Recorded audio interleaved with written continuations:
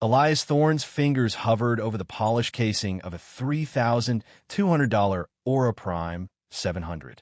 The sales associate's voice cut through the bright air of the Digital Nexus flagship in Viridian City. "We don't carry that model for customers like you."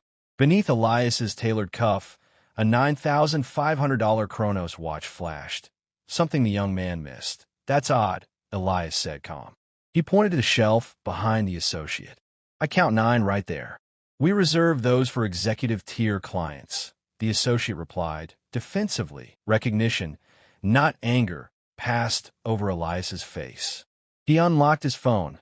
The Digital Nexus logo blinked.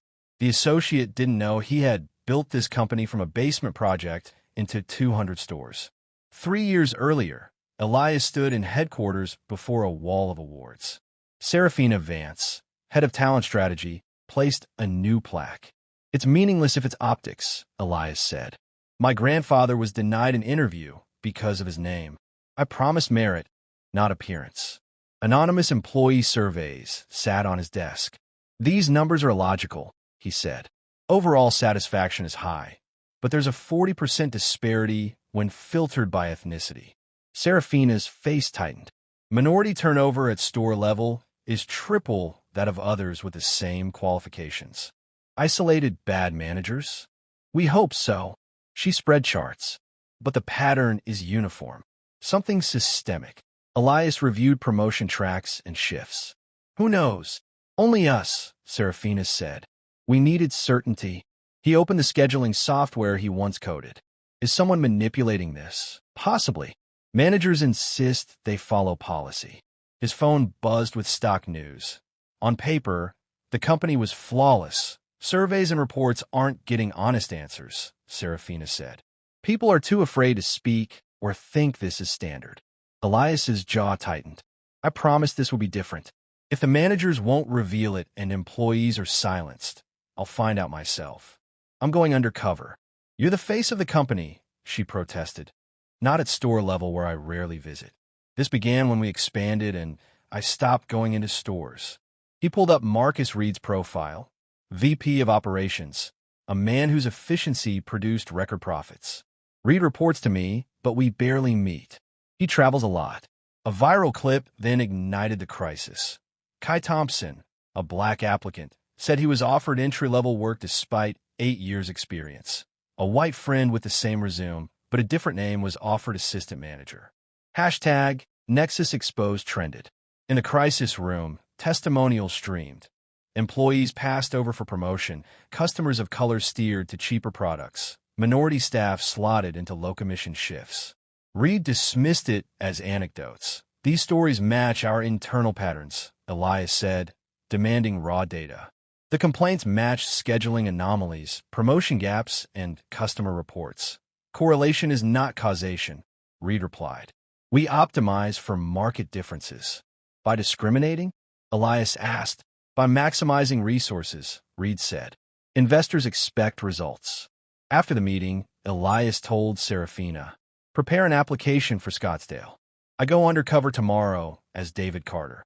In a rented apartment, he grew a beard and wore plain clothes. "Recording equipment is undetectable," Serafina said. "Audio in the watch, video in the glasses. Only we access the server." As a customer in Viridian, Elias waited 10 minutes without being greeted. An associate lied about the laptop's availability point. 3 days later, David Carter sat in Scottsdale for an interview. "Your background's adequate," store manager Max Matthews said. "Our associates learn customer dynamics. Different customers, different needs." "How perceptive?" Elias asked. "You spot signs?" "It's customer optimization," Matthews said. Orientation revealed the shadow rules. After corporate inclusion training, Matthews smirked and showed new hires the real system. The scheduling interface displayed potential value scores. Premium shifts go to those aligned with priorities. Focus on high-value customers and convert them on premium products. Understand our demographic optimization strategy. Over 3 weeks working closing shifts, Elias documented priority codes that ranked minority shoppers lower regardless of appearance or interest, conversations about resource efficiency, and euphemisms masking profiling. "This is coordinated," he told Serafina. "It requires executive approval." Matthews grew suspicious. One night, he left Elias closing and handed him the master key. Alone, Elias accessed the manager portal and found coded reports and communication threads referencing directives from above. He opened a folder tied to a former internal initiative with an innocuous name but familiar signature lines. Before he could copy files, footsteps echoed in the corridor. Elias froze, hand on the keyboard. The doorway framed a silhouette. The glowing monitor displayed the damning evidence he had been hunting for. For a moment, he considered fleeing with partial proof.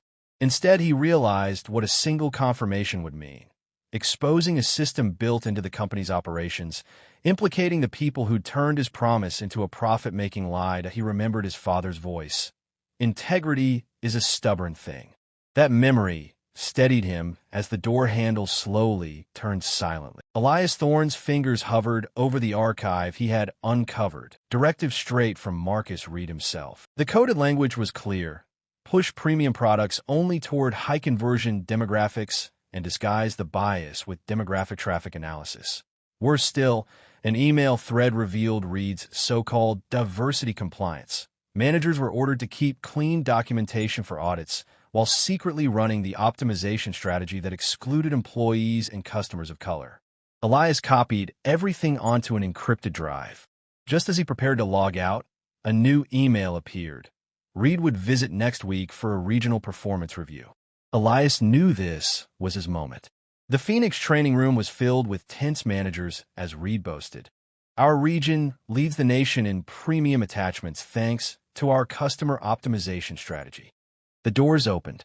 Serafina Vance entered with the company's legal team. Reed stiffened. Before he could react, another voice carried across the room. "I believe the CEO has standing to attend any meeting." All eyes turned as Elias Thorne walked in, impeccably dressed, no longer hiding his identity. The managers froze. Max Matthews turned pale.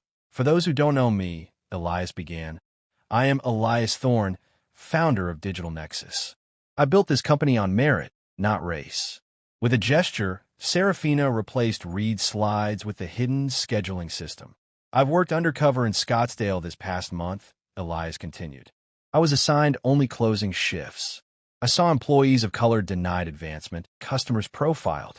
Worst of all, Reed weaponized our diversity initiatives as camouflage." Reed raised his voice. "This is business reality. Demographics drive profit. Acknowledging them isn't discrimination, it's strategy." Elias countered with a video. Matthews instructing staff to prioritize premium demographics, followed by Reed declaring, "Corporate's diversity obsession distracts from profit. Our optimization delivers results." The room fell silent. "While I build a company on equality," Elias said firmly, "you build a system of exclusion." Effective immediately, Reed is suspended pending termination. This entire strategy is dismantled. He faced the managers. "You have a choice. Those who knowingly participated will answer for it.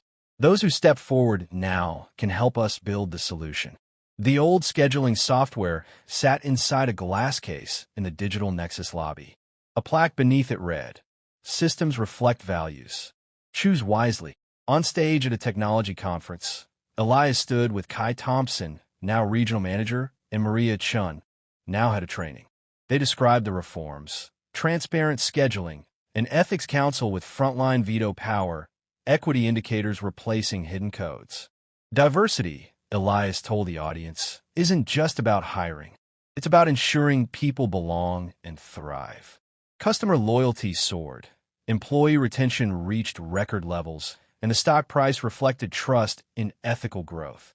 The company's transformation proved the principle Elias had always promised: talent wins. Period.